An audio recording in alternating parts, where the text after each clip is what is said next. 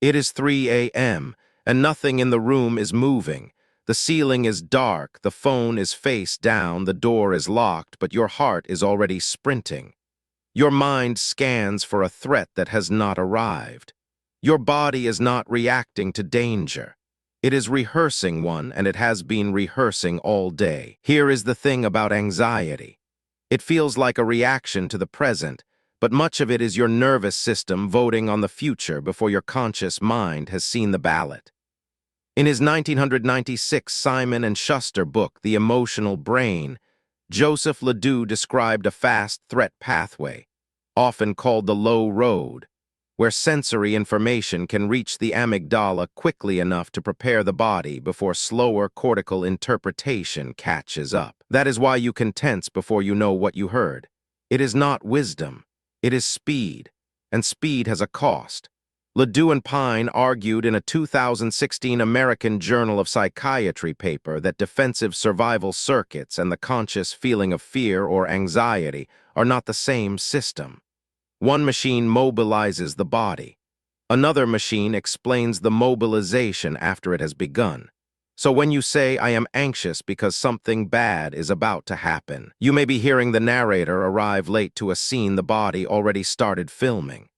The tight chest, the shallow breath, the narrowed attention, the urge to check, leave, apologize, scan, or prepare, these can be consequences of an alarm that fired before the story knew its own plot. This matters because we usually treat anxiety as if it were a message. The email may be wrong. The relationship may be doomed. You may collapse in public. Sometimes anxiety points at something real, but very often, by the time you feel it, the forecast has already moved your body into the predicted weather. And once the body is there, the mind goes looking for a reason. So the first shift is small but brutal. Anxiety is not always evidence. Sometimes it is the smoke from a prediction that caught fire before the room was checked. And the question becomes why your brain would rather sound the alarm than sit inside not knowing. And this is where it gets worse. Anxiety does not need a monster. It can live on a blank space. A 2013 paper by Grupe and Nitschke in Nature reviews neuroscience described uncertainty and anticipation as central engines of anxiety, where the brain overestimates the probability and cost of threat while treating unresolved information as pressure.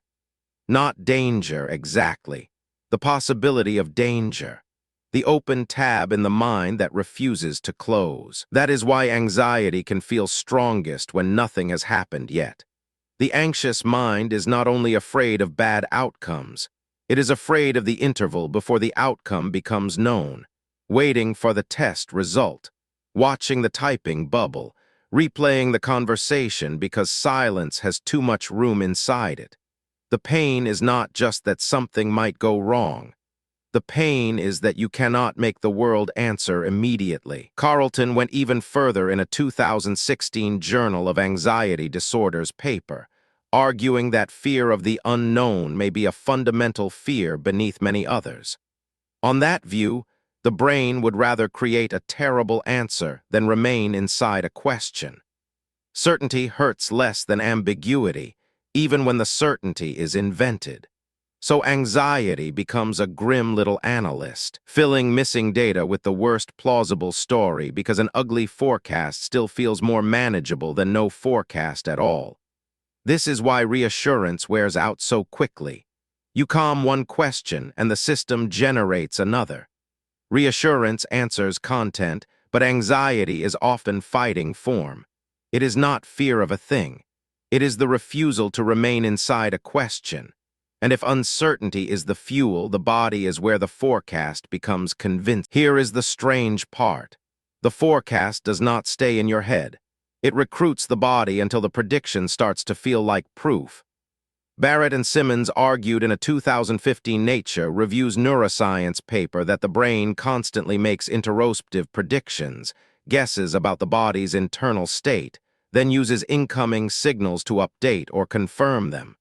You do not simply notice your heartbeat, breath, stomach, heat, and tension. Your brain is predicting what those signals mean before they fully arrive. So anxiety can become circular in a very intimate way. Paulus and Stein, in a 2006 biological psychiatry paper, described anxiety through an insular and interoceptive lens, where anxious brains may amplify the gap between predicted and actual bodily states and interpret ordinary body noise as threat. A flutter becomes evidence. A skipped breath becomes evidence. Heat in the face becomes evidence. Then the evidence intensifies the forecast, and the forecast intensifies the body. You are not lying to yourself. You are inhabiting a prediction that has learned how to manufacture its own supporting data. This is why the phrase "just calm down" is so useless. Calm down from the body that already feels endangered, and from the mind that sees that body and says there must be a reason. Sensation becomes interpretation. Interpretation becomes more sensation, and the loop begins to feel like perception rather than prediction. There is a quiet mercy in seeing this clearly. The racing heart is not necessarily proof that the meeting is unsafe. The nausea is not necessarily proof that the relationship is wrong. The electric restlessness is not necessarily proof that your life is about to collapse. It may be your brain preparing a body for a future it has not verified. The forecast made flesh. And once you understand that, the next question is why the forecast keeps surviving even after the catastrophe never comes. And here is where anxiety becomes less like an alarm and more like a teacher with terrible methods. Every time you escape, check, postpone, overprepare, ask for reassurance, sit near the exit, reread the message, or cancel at the last second, you feel relief. Relief is powerful. Relief is also training data. Borkovic, Alkane, and Behar argued in a 2004 Guilford chapter on the avoidance theory of worry that worry itself can function as cognitive avoidance, keeping frightening images vague enough that the brain never fully learns they were survivable. In other words, worry can look like preparation while acting like protection from learning. Salkovskis made a related point in a 1991 behavioral psychotherapy paper about safety behaviors. If you only survived the room because you kept your hand on the door, your brain never learns the room was safe. If you only survived the conversation because you rehearsed every sentence, your brain never learns you could have been imperfect and still been okay. The behavior prevents disconfirmation.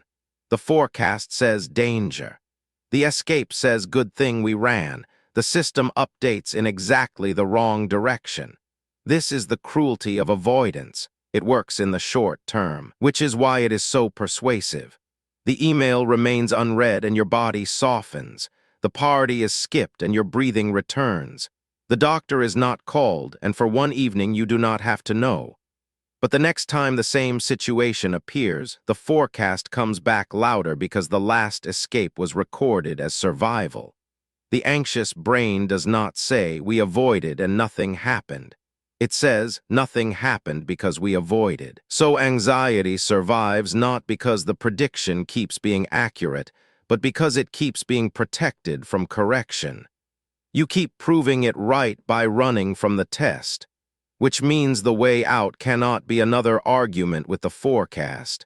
It has to be a different kind of learning. Okay, so what do you actually do? You do not delete the alarm. You teach it a better estimate. Krask, Triner, Conway, Zbozainik, and Vervliet argued in a 2014 behavior research and therapy paper that exposure works best through inhibitory learning, not by erasing fear, but by building a competing prediction. The old forecast says, "If I enter this situation, I will not survive it." The new learning says, "I can feel this and remain here anyway." The word "anyway" is doing a lot of work. Hayes, Strassal, and Wilson, in their 1999 Guilford Press book Acceptance and Commitment Therapy, built a whole clinical approach around a similar move. Stop making inner discomfort the condition that decides your life. Notice the forecast, name it, make room for it. Then act in the direction of what matters while it is still making noise, not because the noise is fake, because the noise is not the ruler. There are 3 practical ways this starts. First, violate expectancies gently and on purpose. If anxiety says you must check the message 6 times, check once and let the uncertainty burn. Second, practice small doses of not knowing. Leave one harmless question unanswered. Let one bodily sensation exist without converting it into a diagnosis. Third, relabel the body. The racing heart is a prediction, not a verdict. The heat in your face is a signal, not a sentence. The trembling is preparation energy, not proof that you are failing. None of this feels clean at first. The point is not to win an argument with anxiety in your head. The point is to give the brain new outcomes to remember. I stayed and the feared thing did not happen. I shook and I still spoke. I did not know and I survived the gap. Over time, the forecast changes because the evidence changes. You do not become a person with no alarm. You become a person whose alarm has learned a better estimate. The anxious brain is not broken. It is a forecaster that loves you too aggressively and trusts the worst data because worst data used to be useful. You cannot stop it from predicting. Prediction is what brains do, but you can change what it learns from. You can stop treating every alarm as a command. You can stop making relief the only teacher. You can let the body rehearse danger while you practice staying in the room long enough for a different ending to register. Anxiety may always speak in forecasts. The work is learning which forecasts deserve obedience and which ones only need to be heard while you keep